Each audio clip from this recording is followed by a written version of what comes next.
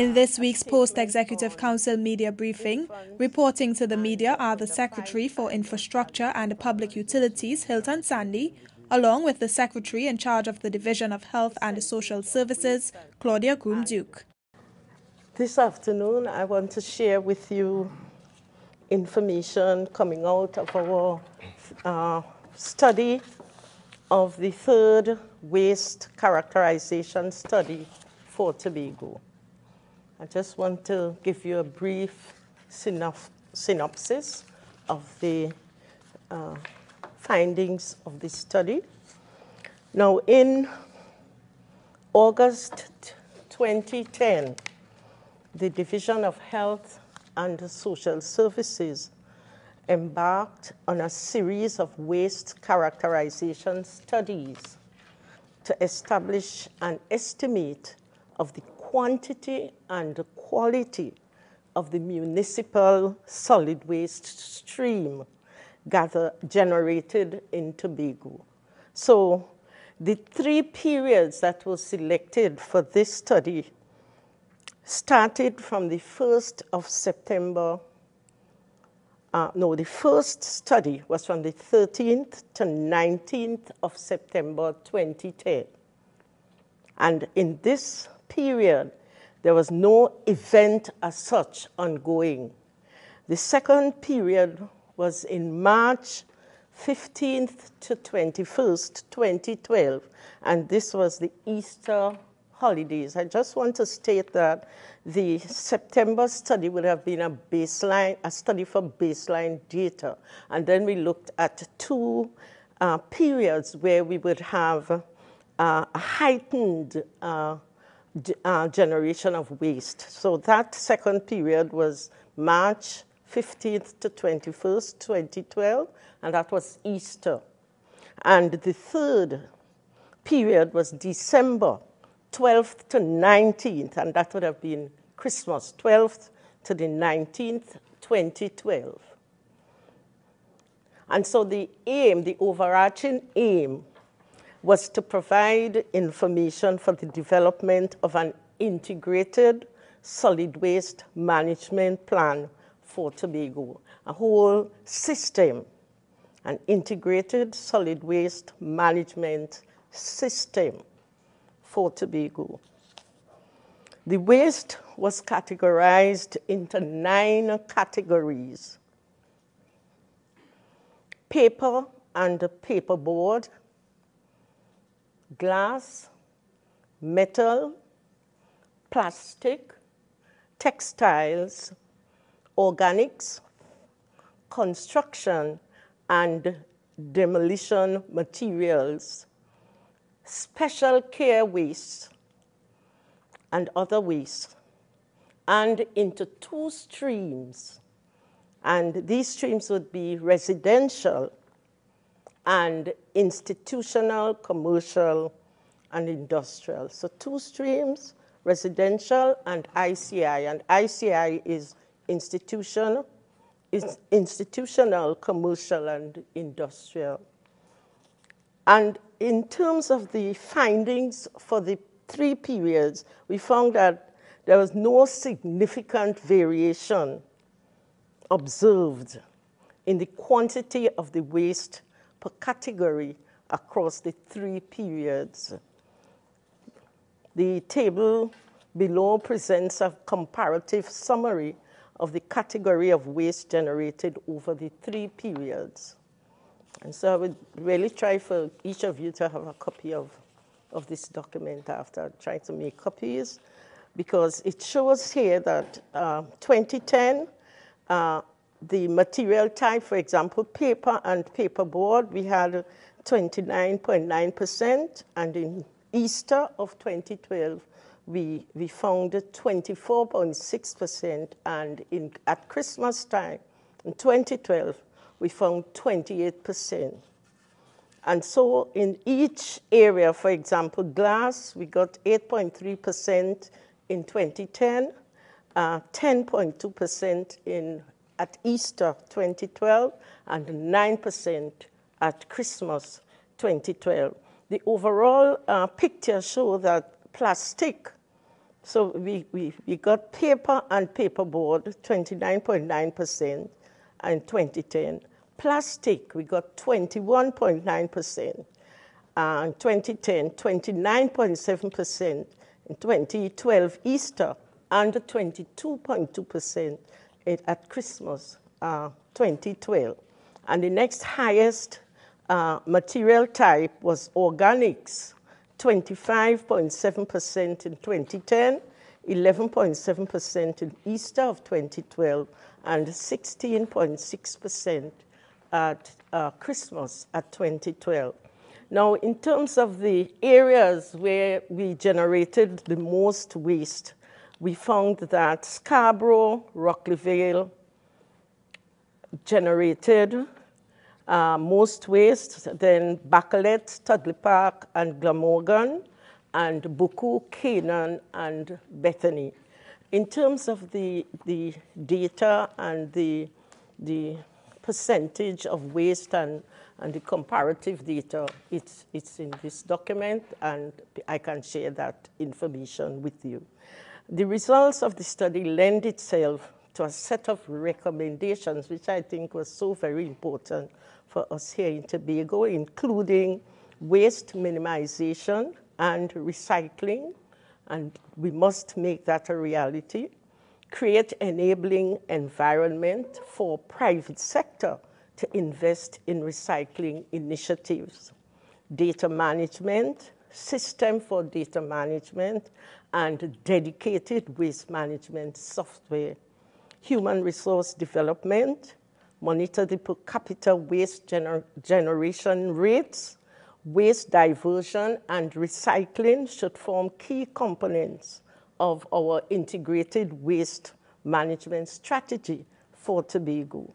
And of course, undertake the development and implementation of waste diversion techniques at the collection stage, and decentralized approach through backyard composting, conduct research of alternative disposal methods, along with the search for a new landfill site for Tobago, and to develop an integrated solid waste management system for Tobago that includes the cradle-to-the-grave management of waste from producer, importer, through generator to final disposal.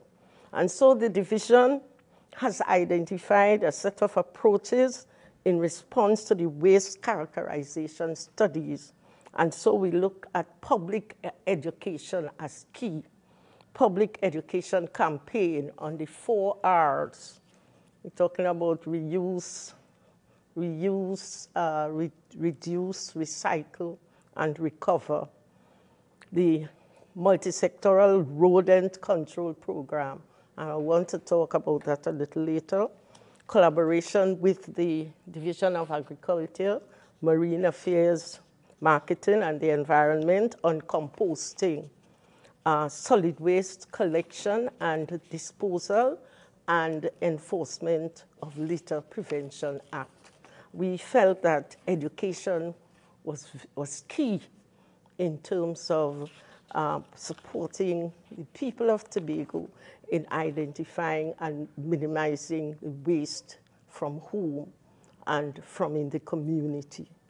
So in terms of solid waste, in terms of public health issues, we felt strongly too, as I said, about the rodents, because we have had several reports through Tobago about issues of rats in the communities.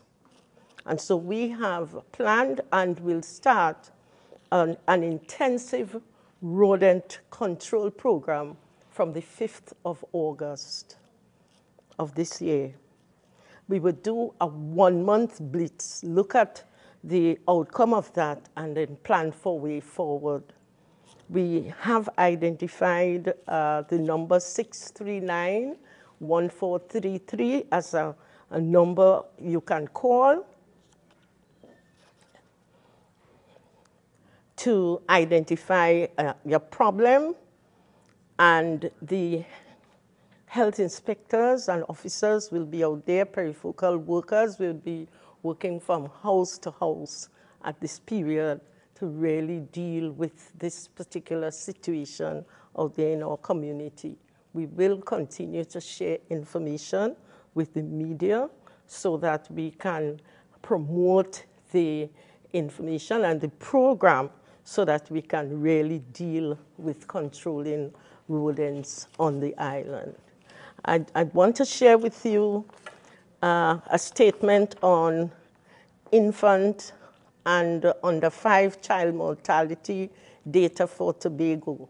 The Division of Health and Social Services, through concerted efforts between the Office of the County Medical Officer Health and our Policy and Research Unit, we are collaborating with UNICEF to describe patterns in mortality of infants and children under the age of 5 years.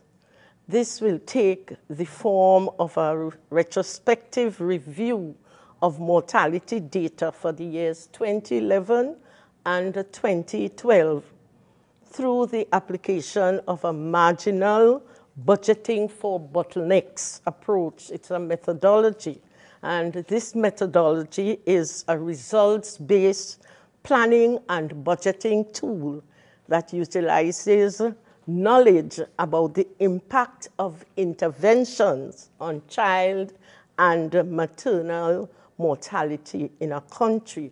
And it identifies implementation constraints and estimates the marginal cost of overcoming these constraints. So it's really looking at the obstacles that would prevent access to service for infants under 5-year-old children.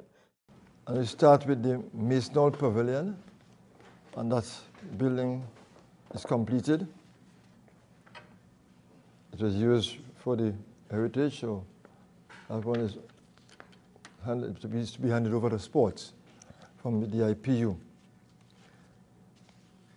The next one I want to speak to you about would be the Charlottesville Vendors Mall.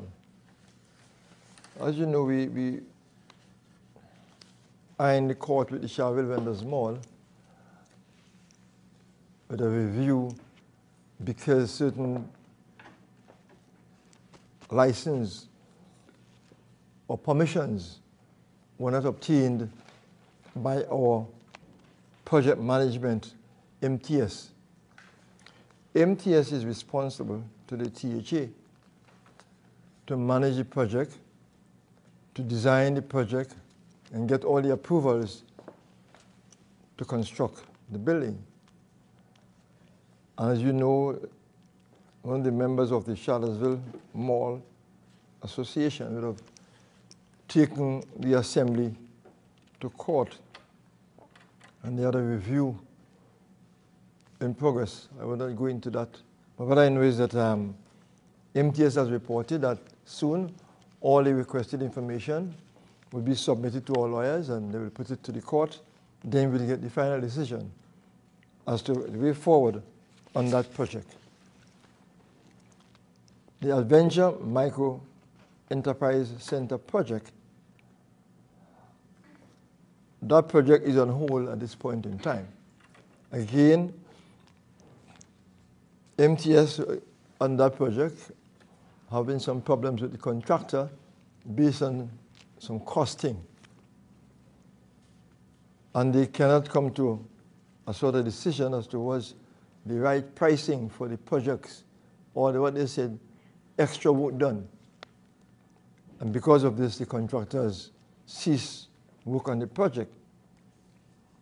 We would have asked MTS to work with another independent quantity surveyor, Wells and Morris of Trinidad, to review the project and to quantify the work, the total work, and then look at the extra work and the cost being requested to see whether the cost is within tolerance or whether the contractor should consider his price. So that is being done. We expect to get a report on this project within a week's time so we can go forward with the project. But as I want to state here, as the secretary responsible for these projects, I have to ensure that I have proper information before going back to reporting to the Executive Council. And as a team, the engineers and my project managers within the Works Division, who is also watchdog on the project, we will have to ensure that the money spent, that we get value for the money. And this is why we have asked for this review to ensure that the money spent is within tolerance and within the budget. The Scarborough Regional Library, the building of itself is 95% completed. The grounds work, 75%. They are now finalizing certain designs there again with the architect. And soon the building and the grounds will be ready. The contract for the signage through MTS has been awarded. And the last contract to be awarded is the one for the ICT and the other furnishing. What happened is that when we went out to tender, in the first instance, 3 persons tendered and they did not reach the requirement. We went back out again and 1 firm tendered and they couldn't go with the 1 firm. So certain adjustments had to be made, which was done. And in making the adjustments, the library staff of education with DIPU and with MTS, we wanted to ensure that we were getting this sort of library we wanted for Tobago, the equipment, because the library is supposed to be made available online to people. It should not be that you have to go to the library. It's sort of like a virtual library where you can know that you have the children getting computers in school, that they can stay and get into the library and do their studies and so on. And that is the kind of library we're trying to get for the Tobago. They have completed the exercise and they're going back out to tender. Hopefully we'll get the person making the bid and we'll get that tender award to some contractor to supply the equipment. The TSTT is now doing the wiring for the building for the computers, and that is soon to be completed. I move on to the Shore Park complex. Again, we are having some problems with the Shore Park Cultural Complex. Our project management there is NIPDEC, and NIPDEC is having some challenge with the contractors going forward. And the challenge we are having there is that the design crew has been making changes to the designs, and NIPDEC has been going along with the design crew, and based on that, the cost that was to do certain work, the price has been changing. And because of this, the THA was not too satisfied with the sums being spent and the percentage of work completed. What we have done also is to call in another firm to do a value engineering on the project. Work is going on, but we're going to do a value engineering to ensure that what the bills that are coming is that we are getting value for money.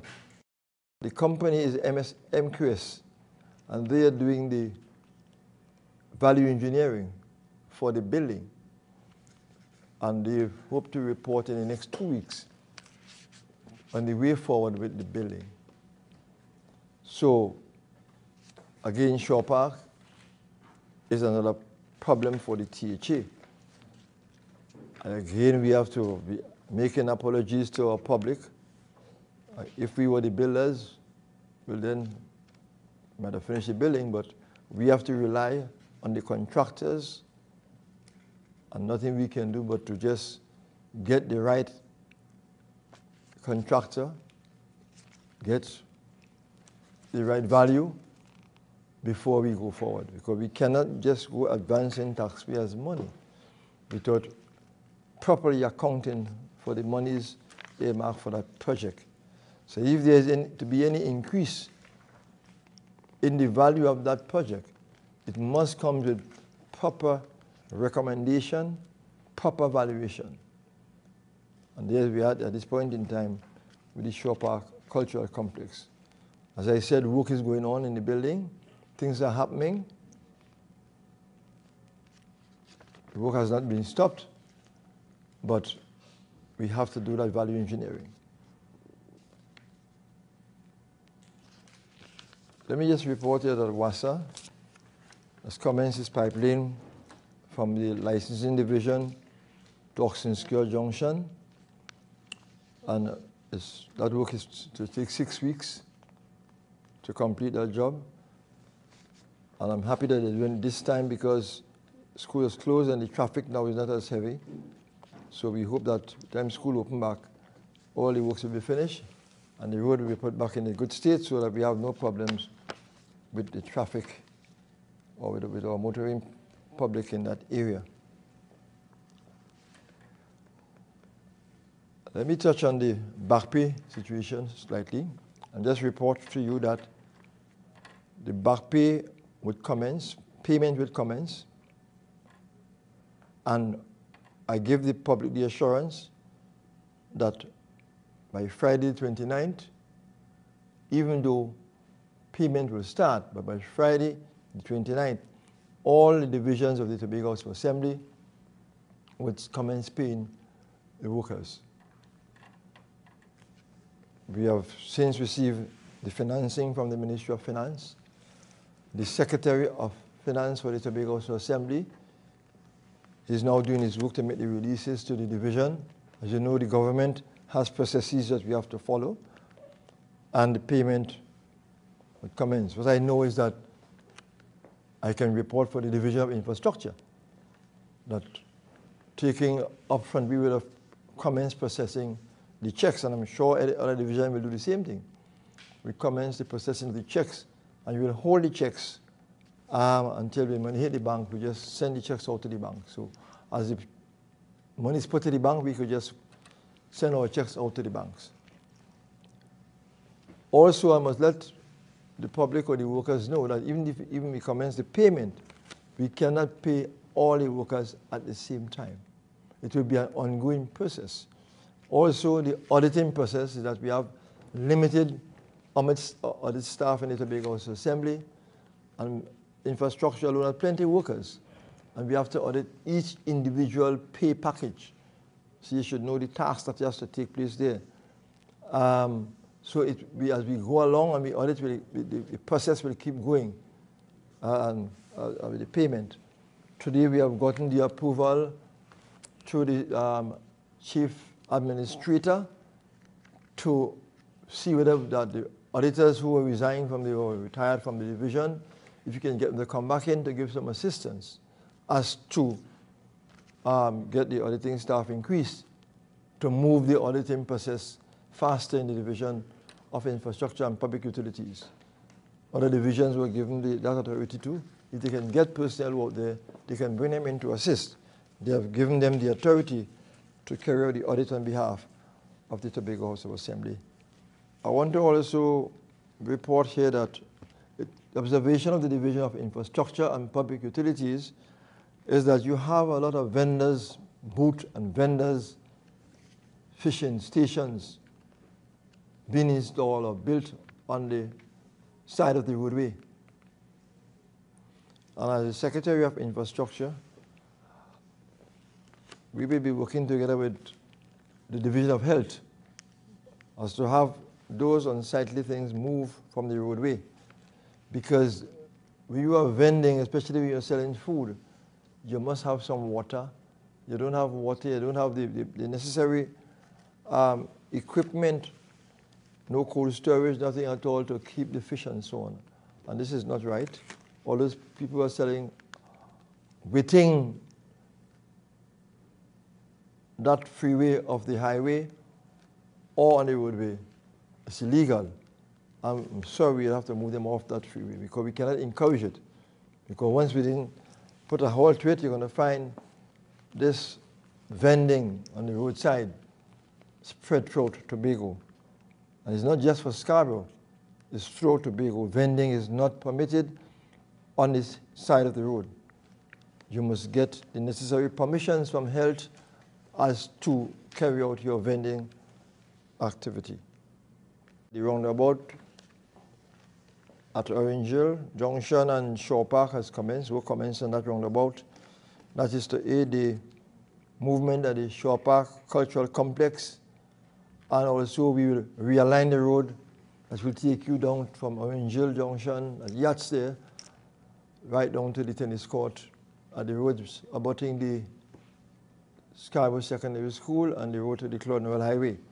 So you have that road realigned, and we will put in the roundabout to accommodate the Shaw Park Cultural Complex and the proposed new market for Tobago.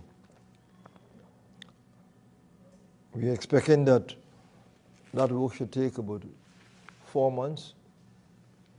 It can finish before, but we have to give an outside for the weather conditions. We have to leave room for that.